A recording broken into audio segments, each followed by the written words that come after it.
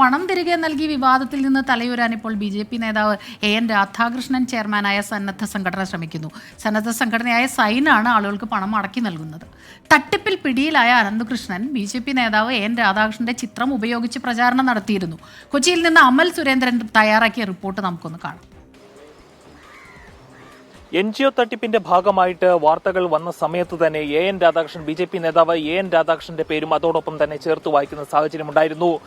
എറണാകുളം സിറ്റിയിലെ തന്നെ പല ഭാഗങ്ങളിലായിട്ട് AN രാധാകൃഷ്ണന്റെ ഫോട്ടോ വെച്ചുകൊണ്ട് ഇപ്പോൾ മുഖ്യപ്രതിയായ അനന്തകൃഷ്ണന്റെയും ഫോട്ടോ ചേർത്തുകൊണ്ടുള്ള പോസ്റ്ററുകൾ പ്രത്യക്ഷപ്പെടുന്ന സാഹചര്യമുണ്ടായിരുന്നു.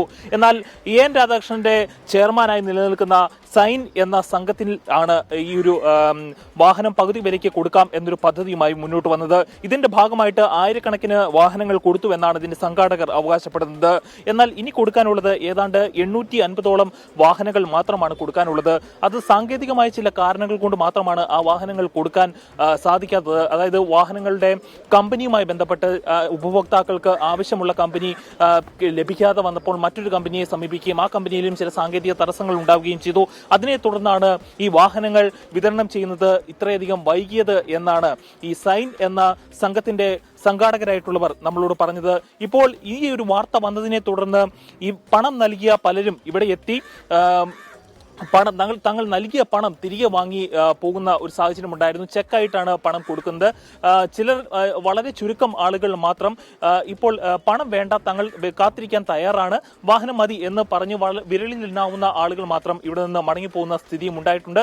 അതോടൊപ്പം തന്നെ നമ്മൾ കാണേണ്ടതാണ് അനന്തകൃഷ്ണന്റെ ഈ ഒരു തട്ടിപ്പിന്റെ ഭാഗമായിട്ട് സൈന് യാതൊരു തരത്തിലുള്ള പങ്കും ഇല്ല എന്നാണ് ഇതിന്റെ സംഘാടകർ വ്യക്തമാക്കാൻ ശ്രമിക്കുന്നത്. അതോടൊപ്പം തന്നെ സമൂഹത്തിൽ വലിയൊരു ആശങ്ക തന്നെ, അല്ലെങ്കിൽ ഈ സൈനുമായി ബന്ധപ്പെട്ട് ഇത്തരത്തിൽ പാതി വിലയ്ക്ക് വാഹനങ്ങൾ കിട്ടുന്ന ഒരു സാഹചര്യത്തിന് അതിനു വേണ്ടിയിട്ട് ശ്രമിച്ചവർക്ക് സംബന്ധിച്ചിടത്തോളം ആശങ്കയാണ് ഉണ്ടാവുന്നത്. തങ്ങൾക്ക് തങ്ങളുടെ പണം നഷ്ടപ്പെടുമോ എന്ന ആശങ്കയുടെ പുറത്ത് ആളുകൾ ഇങ്ങോട്ട് വന്നുകൊണ്ടേയിരിക്കുകയാണ്.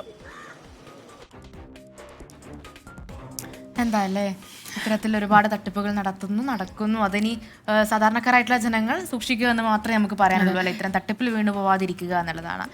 ഇവർക്കൊക്കെ ഈ പൈസ തിരിച്ചു കിട്ടുമോ? എനിക്ക് സംശയമുണ്ട്. ഇത് എങ്ങനെ സാധിക്കാനാണ് അല്ലെ, ഇത്രയും പേരുടെ പൈസയൊക്കെ? അതിനെന്തെങ്കിലും വഴി അവർ കണ്ടെത്തുമായിരിക്കും. കാരണം കേസ് ഒഴിവാക്കണമല്ലോ. അതെ.